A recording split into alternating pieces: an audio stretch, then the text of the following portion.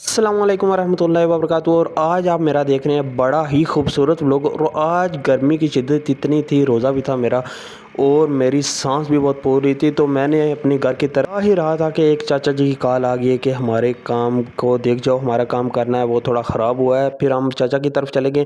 जब चाचा की तरफ गए तो उनकी रोड इतनी ख़राब हुई थी, तो मैंने कहा ये बेड़ा गर्क हो गया, हम कहाँ से जाएंगे। लेकिन फिर भी हमने रास्ता जब देखा तो मुझे तो बहुत ही गुस्सा आया। जब हम एमएनए और एमएलए को वोट देती हैं तो 5 साल बाद हमने जनाब वोट देने होते हैं, तो वो ऐसे आ जाते हैं जैसे हमने वोट आगे ही रखे होते हैं। लेकिन इनको वोट देने नहीं चाहिए। जो हालात नज़र आ रहे हैं, ये रोडें टूटी फूटी होती हैं और 5 सालों में हमें मिलता क्या है, यही रोडें मिलती हैं और कुछ नहीं मिलता। या किसी को जॉब मिले या कुछ मिले और किसी को कुछ नहीं मिलता। इसी तरह अपने हुक्मरानों का सवाब पहुँचाते हुए मैं आगे चला गया। रास्ता मैंने निकाल ही लिया था थोड़ा सा, लेकिन काफ़ी ऊंचाई वाली जगह थी। काफ़ी ऊंचाई में होकर भी मैंने काफ़ी आगे जाना था और मुझे ये भी नहीं पता था कि कौन सी बिल्डिंग है जहाँ पे मैंने जाना है, जहाँ मैंने काम करना है। वो मुझे एक नज़र आ रही थी बहुत बड़ी बिल्डिंग, लेकिन उसमें मैंने नहीं जाना था, मैंने किसी दूसरी बिल्डिंग में जाना था। अभी कुछ ऐसा था कि मैंने कहा यार कहीं से आगे पीछे से कोई जंगली जानवर ही ना निकल जाए। अगर वो निकल आया तो मेरा फिर क्या बनेगा। फिर अल्लाह की हिफाजत में मैं आगे बढ़ता रहा। मैंने कहा यार चाचा की कोठी किधर है, चाचा की कोठी नहीं मिल रही। लेकिन जब मैंने देखा तो चाचा की कोठी थी। फिर चाचे से गपशप की काम के हवाले से, और काम के हवाले से गपशप करके मैं वापस की तरफ रवाना हो गया था।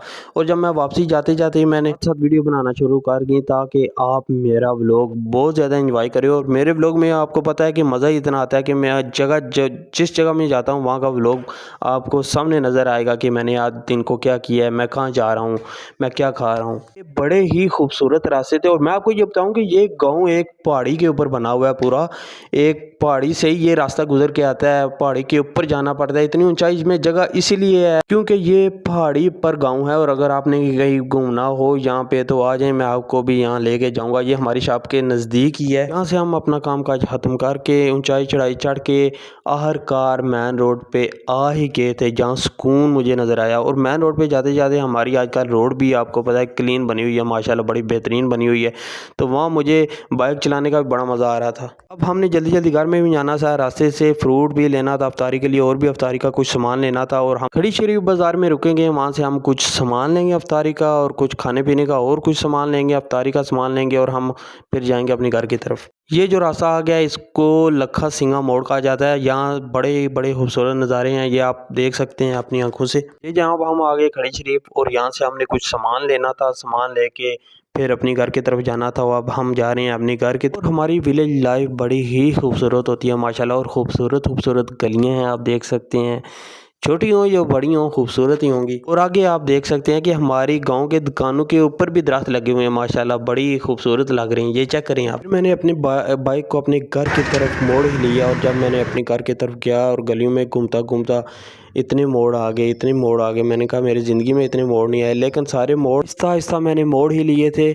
और ये आरी मोड़ था ये। उसके बाद हमारे घर की गली आ जाती है। और जब मैं घर जाके पहुंचा तो बहुत थका हुआ था, लेकिन आगे किसी का बाइक खड़ा था दरवाजे के आगे। फिर फाइज साहब ने दरवाजे के आगे से बाइक को पीछे किया। फिर मैंने अपना बाइक आराम से ऊपर ले गया। और फिर मैंने जब अंदर ही गया तो कैटो जैसे इंतज़ार कर रही थी कि मेरे लिए कोई चीज़ लेके आया। तो बिल्कुल मैं इसके लिए भी कुछ लेके आया था, लेकिन उसके पहले मैं फ्रूट भी लेके आया था इफ्तारी के लिए और बहुत सारा सामान लेके आया था, जो कि मैंने अब्बू को पकड़ाया। और मैंने अब्बू को बोला कि आप फ्रूट चाट बनाएं और इफ्तारी की तैयारी करें ताकि मैं वज़ू करके उस वक्त तक कोई नमाज अदा कर सकूं। और फिर जब मैं अंदर गया तो अम्मी जान हमारी खिदमत के लिए चिप्स तैयार कर रही थी, बड़े मज़े, जो पूरे रमज़ान में हम किरदार अदा करते हैं। फिर उसके बाद मैंने वज़ू किया। वज़ू करने के बाद असर की नमाज अदा की और उसके बाद कुरान पाक की तिलावत भी करनी थी। और उसके बाद मैंने सब के लिए दुआए खैर भी करनी थी। और यहाँ कुरान पाक की तिलावत की मैंने। रोज़ा नाम ही इसका है कि आप रमज़ान में ख़ुसूसन आप अल्लाह की इबादत में मसरूफ़ रहें।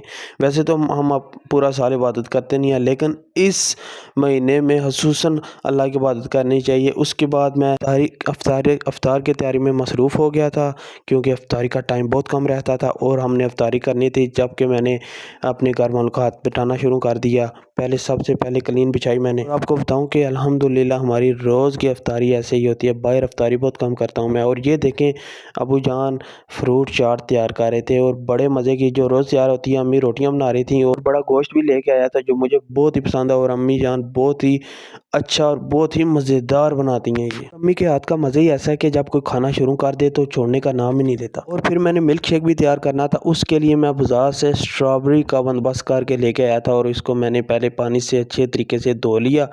اس کو دھو کے پھر فریش جوس اس کا میں نے تیار کر لیا تھا، جو میں افطاری کے ساتھ فریش جوس اسٹرابری کا لازمی پیتا ہوں۔ جوس تو میں نے تیار کر لیا تھا، اس کے ساتھ ہی ابو جان نے جو ہے فروٹ چاٹ بھی تیار کر لی، جو ایک بہترین ہر روز ہم تیار کرتے ہیں، کیونکہ اس کے علاوہ ہماری افطاری نہیں ہوتی۔ اس کے بعد الحمدللہ ساری افطاری ہم نے اپنی کلین پہ رکھ دی تھی۔ اس کے بعد بازار سے میں فریش گنے کا جوس لے کے آیا تھا، جو سینے میں ٹھنڈ ڈال دیتا ہے، کیونکہ یہ پینے سے جو گرمی ہے وہ انسان کی دور ہو جاتی ہے۔ ظاہر سی بات ہے جب آپ پورا دن گرمیوں میں روزہ رکھتے ہیں تو آپ کی یہ پیاس جو ہے ایسے نہیں بجھتی، تو کچھ ایسا پینا چاہیے جسے پیاس بجھ جائے۔ تو اس کے علاوہ یہ افطاری تھی جو ہم نے ریڈی کر دی تھی الحمدللہ۔ جو گنے کا فریش جوس لے کے آیا تھا وہ میں نے لیول کر کے سب کے لیے گلاس بھر کے پہلے سے ہی رکھ دیے تھے، کیونکہ جب روزہ افطار کرتا ہوں تو سب سے زیادہ مجھے پانی کی طلب ہوتی ہے، اور میں یہ تو 2-3 گلاس پیتا ہوں اور ساتھ پانی کے بھی 2-3 گلاس پیتا ہوں، پھر مجھے سکون ملتا ہے۔ اور اب افطاری میں آپ دیکھ رہے تھے ماشاءاللہ سموسے پکوڑے چپس اور فروٹ چاٹ، یہ دوسری چاٹ اور ہر قسم کی چیز موجود تھی جو ہم اپنے افطار کے لیے رکھتے ہیں۔ یہاں میں نے اپنی ڈش تیار کی اور ہم نے اچھے طریقے سے روزہ افطار کیا۔ مجھے تو بہت ہی مزہ آیا اپنے اس ولاگ میں، اور آپ بھی بتائیں کہ آپ کو یہ میرا ولاگ کیسا لگا ہے، اور میرا چینل سبسکرائب کریں، لائک کریں، شیئر کریں، تاکہ میری روزمرہ کا ولاگ، روزمرہ کی ویڈیو آپ کو روزانہ ملے۔ اللہ حافظ، پھر ملیں گے انشاءاللہ۔